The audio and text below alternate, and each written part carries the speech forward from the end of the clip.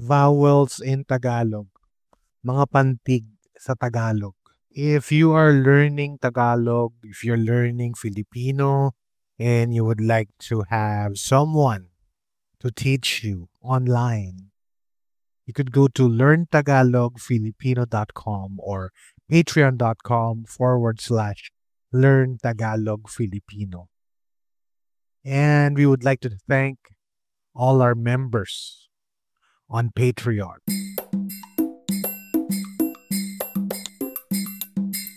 Ano ang pag-uusapan natin?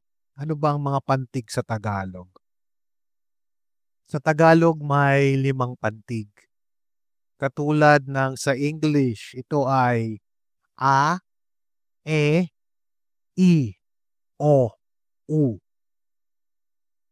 In Tagalog, there are 5 vowels just like in English. They are a, e, i, o, u. A. Pagbigkas. Parang sa salitang father. Pronunciation like the A in father. Father. Halimbawa, examples. Labada. Labada. Laundry. Labada. Another example. Araw. Araw. Sun. Araw. Next sample.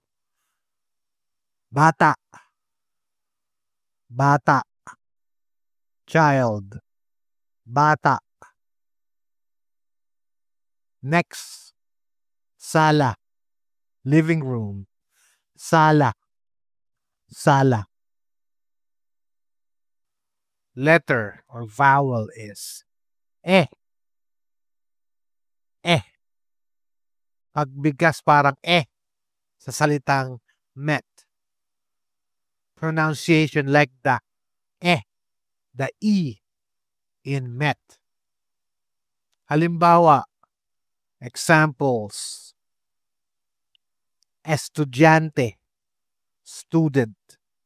Estudyante. Estudyante. Next example.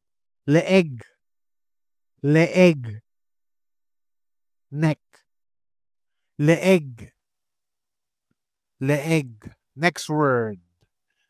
Telepono. Telepono. Telephone. Telepono. Telepono. Next word. With the E sound. Mesa. Table. Mesa. Mesa. Our next vowel is I or E.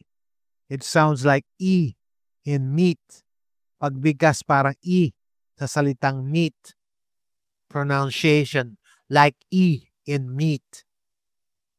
E. Halimbawa, examples. Hindi. Hindi, which means no. Hindi. Hindi. Next word. Maliit. Maliit. Small or short. Maliit. Maliit. Our next word is ibig. Ibig. Love or want. Ibig. Ibig. Our next word is isip. Isip. Mind or thought. Mind or thought. Isip. Isip. Our next vowel is O. Like in 40. Pagbigkas parang O sa 40. Pronunciation like O in 40. O. Halimbawa. Examples. Mo. Which is your in English. Mo. Mo. Our next word is oo. Oo. Yes. Mo. Mo. Our next word is oo, which is yes in English. Oo. Oo. Our next word is gutom. Oh, gutom. Hungry. Gutom. Hungry. Next word is orasan. Orasan. Clock. Orasan. Orasan. Next vowel is U or U. It is pronounced as U. Pag bigkas parang U in food. Pronunciation like U in food. Halimbawa, example, ulit, ulit, again, ulit, ulit. Next word is umaga, umaga, morning, umaga, umaga. Our next word is ulan, ulan, rain, ulan, ulan. Our next word is ubas, ubas, grapes, ubas, ubas. Okay, we have a short story here about A, E, I, O, U. Ang limang magkakaibigan, the five friends. Sa isang maliit na baryo, may limang magkakaibigan na sina A, E, I, O, at U. In a small village, there were five friends named A, E, I, and U. Araw-araw, nagtutulungan sila para matutong magsalita ang mga bata. Every day, they helped each other teach children how to speak. Si A ang nagtuturo kung paano bigkasin ang araw at bata. A taught them how to say araw or sun and bata, child. Si E naman, nagpapakita ng tamang bigkas ng mesa at leeg. Showed them how to pronounce mesa, which is table, and leeg, which is neck, correctly. Si E ay nagtuturo ng hindi at maliit. E taught the words hindi, which is no, and maliit, which is small. Si O naman ay nagtuturo kung paano sabihin ang oo at gutom. Gutom. O taught them how to say oo, which is yes, and gutom, which is hungry. At si U ang nagtuturo ng salitang ulan at umaga. And U taught them ulan, which is rain, and umaga, which is morning. Natuwang-tuwa ang mga bata at nagsimula silang magsabi ng mga salitang tulad ng saan, leeg, maliit. The children were very happy and started saying words like saan, which is where, leeg, which is neck, and maliit, which is small. Mula noon, naging madali na para sa mga bata ang magsalita ng Tagalog. From then on, it became easy for the children to speak Tagalog. All right. So that's the short story about A, E, I, O, U. Now let's go to the vocabulary words. Araw, which is sun or day. Maliwanag ang araw ngayon.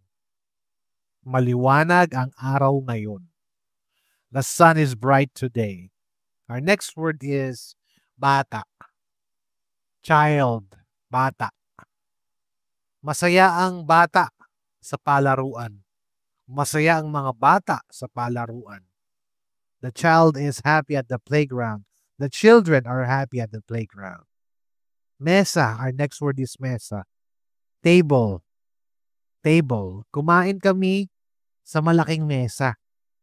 Kumain kami sa malaking mesa. We ate at the big table. Mesa. Mesa, table. Leeg. Our next word is leeg. Neck. Masakit ang leeg ko pagkatapos ng trabaho. Masakit ang leeg niya pagkatapos ng trabaho. My neck hurts after work. His neck hurts after work. Next word is hindi. No or not. Hindi ako pupunta bukas. Hindi ako pupunta bukas. I'm not going tomorrow. So that's hindi. No. Next word is maliit. Maliit. Small or short. Maliit. Maliit ang sapatos ng bata. Maliit ang sapatos ng bata. The child's shoes are small. Next word is oo. Oo. Yes. Oo, sasama ako sa inyo.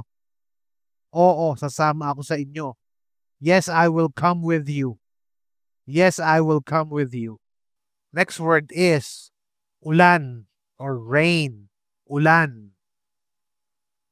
Malakas ang ulan kagabi. Malakas ang ulan kagabi. The rain was strong last night. Ulan. Rain.